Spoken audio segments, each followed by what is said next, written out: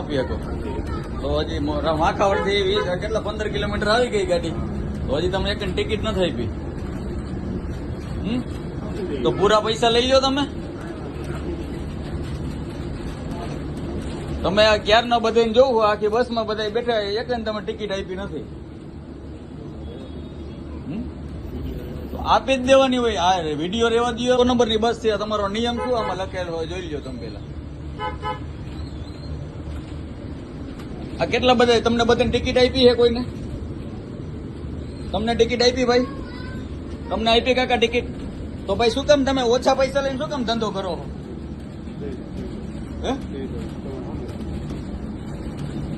હા મેં એટલે તમે મોવડી ચોકડી માખાવડ થી કેટલા કિલોમીટર થાય? 10 કિલોમીટર 15 કિલોમીટર થાય ને. તો મોવડી ચોકડી આવી ગઈ બરાબર, તો અત્યારે તમે ટિકિટ આપો. એનું રીઝન શું એમ? એમ નહીં, જે હોય તમે મને વાત કરો. એમાં તમને તકલીફ શું હોય ટિકિટ દેવામાં એ કયો ને.